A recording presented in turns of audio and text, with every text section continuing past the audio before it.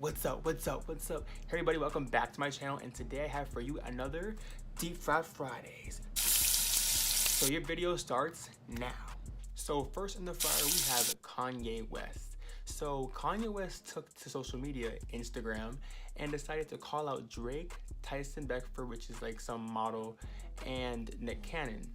So I'm gonna address Nick Cannon first. So Kanye goes and talks about how, I guess Nick Cannon was asked in an interview about Kim if, they were a thing, and he's insinuating that they were a thing, or like not really shutting down rumors that they were a thing, and just not, respecting Kanye in the sense that, okay, Kim is Kanye's wife, I'm not gonna speak on it.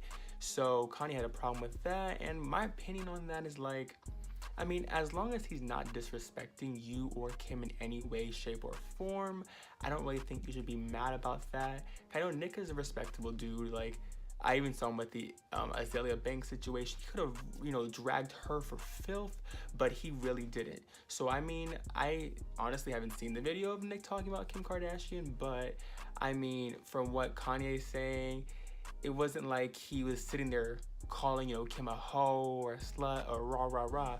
And so that was his thing with Nick Cannon. I just wanted to express some things that were not sitting right with my spirit. Now that I'm about the sunken place, I can think and I could just be yay and just express how I feel. There's a couple things that I want to address. First of all, I want to address Nick Cannon. Like, I understand that you used to date my wife, but you get in an interview, don't mention my wife. If someone brings my wife up, you say, hey, I respect that man, I'm not speaking on that. Don't be making no suggestions like nobody fucked my wife. So then he goes on to go on with Drake and talks about how, he can understand if Drake's angry about the Pusha T situation, because Kanye did produce Pusha T's album that, some songs did diss Drake. So yeah, but he is trying to say that Drake should not be insinuating that he slept with Kim Kardashian, because I think I was looking up, the information, and basically people were saying that in My Feelings song, everyone knows the song, The Challenge and everything like that, that Drake was insinuating that Kiki was Kim Kardashian. So basically he's saying that Drake, if he's talking about somebody else and that Kiki could be confused with Kim Kardashian, he shouldn't have made the song up in general. He should have definitely had respect for their marriage, not just for Kanye, but for also Kim, because it's just gonna cause more problems and it's looked at as disrespectful.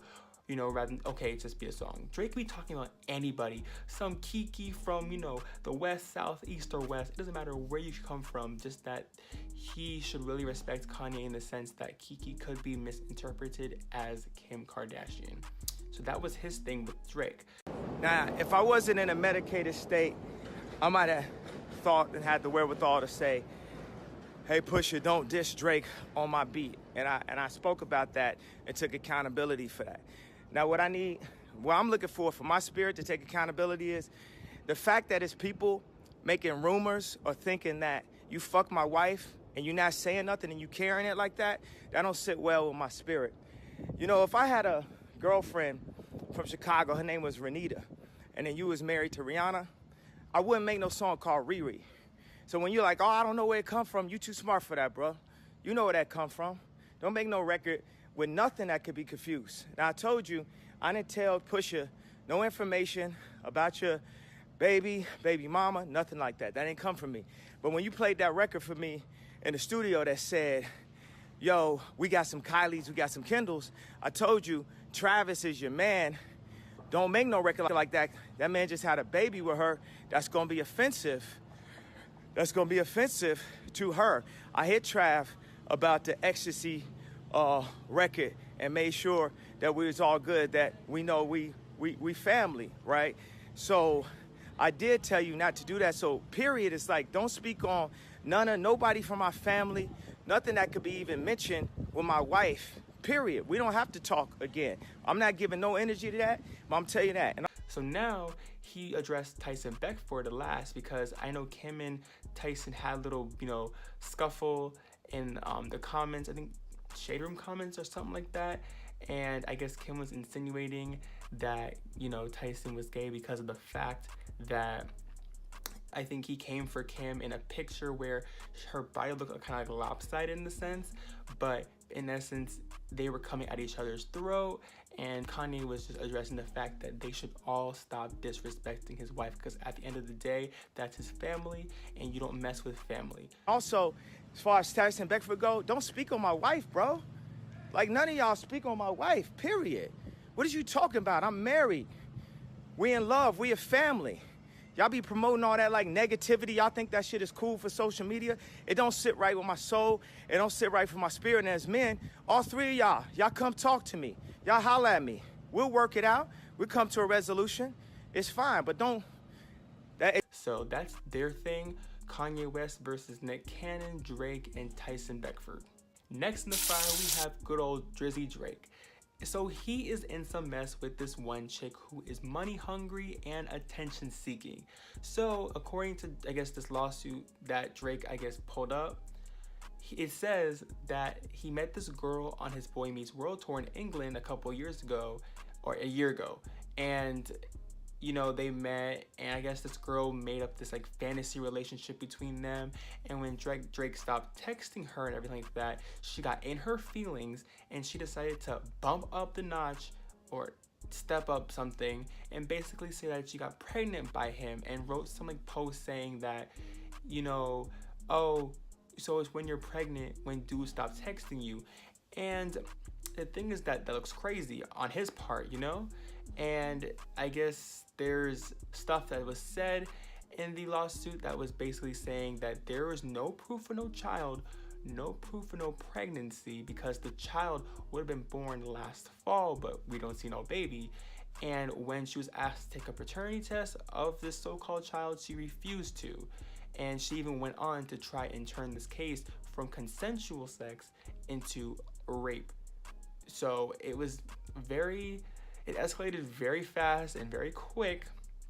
So Drake is now suing for, you know, extortion, emotional distress, defamation, all that good stuff, which I think personally I would do the same, because there's too much people nowadays that are trying to live off of other artists and their hard work just because they don't want to do nothing. Like, you can't be sitting here, you doing nothing, and try to extort somebody who's putting in countless work. Because y'all think these artists just get stuff. No, they put in work, and he's a rapper, so he pushes his pen. So I just think that this girl should get that situation. I don't care if she's, you know, an average girl and Drake's some, you know, millionaire, more than that actually. Because at the end of the day, you're making somebody's character look crazy, and you are messing with their character and who they are as a person, because they're in front of thousands of people, millions of people, while you're sitting here as an average girl who's trying to get money and live off this person. So you can go to the side with that foolishness, and you honestly should get even more for that. Next in the fire, we have Maroon 5. It isn't really a bad thing, but I just wanted to mention it. So basically, I learned that Maroon 5 was supposed to be this year's performer for the Super Bowl. Maybe not this year, but next year. But the next Super Bowl, basically. He's supposed to be a performer. And I'm just like, out of all people that you could ask for, you got Maroon 5. No one cares about them. Out of all people. I know it's going to be in Atlanta, so they could have had many other artists that could have been performing for the Super Bowl, because I don't think Maroon 5 is even worthy of that. Like, come on, for real. And I heard that he was supposed to bring out Travis Scott and Cardi B into the situation, so that's a good look for them too. But I just think that as a whole, why is Maroon 5 even being thought of to perform at some big event like this? They have other artists. I mean, don't bring back Beyonce, please, because I love Beyonce, but she's performed twice already, I think twice in a row. I do not need to see her again. Bring out somebody else. Like, I don't think Rihanna has performed at the Super Bowl, so why wouldn't you bring her out before somebody like Maroon 5? I mean, Rihanna's focusing on other things in her career, but I'm just saying, there are other artists that should be on and thought of for the situation. That's just my thing. Take it or leave it. I'm calling a spade like a spade. That's that. Next in the fire, we have Katt Williams and Tiffany Haddish. So I guess over this past week, Katt Williams has been getting major heat because he went on this show, I think The Morning with Wanda, that type of show. I don't really care what the name is, but basically he was asked about Tiffany Haddish, and he gave his raw, real thoughts about her and said that, you know, she hasn't really proven herself or proven her stripes as far as comedy goes. Like she hasn't been out there for 2 hours straight, you know, telling jokes and keeping the crowds going as like other comedians have in the past. You know, he talks about how, you know, she goes on Girls Trip, you know, good movie, went #1, but did she really write those, you know, those comedy skits? There he's saying she hasn't, in essence saying that her career isn't really legitimate as far as her putting in the work and her really working hard as other comedians have in the past. And so with that being said, like he went on even to say like, oh, I guess she's made it because of her looks, and she like feeds into coonery as far as feeding into that stereotypical black person, and talks about just she hasn't worked hard enough or worked a lot in order to get where she has gotten. And with that being said, people weighed in from Kevin Hart and others talking about how Tiffany Haddish has worked hard for what she has gotten. Like Kevin Hart talked about how he has seen her when she was poor and she was living in her car, and he is so proud that she has made it this far. And I am too. Like, you can't really knock somebody's hustle. It doesn't matter if, you know, you put in the, it does matter that you do put the work in, but she does put the work in other ways that you all haven't. She has had other doors open that maybe you have, but still she still has to work to get to where she's at.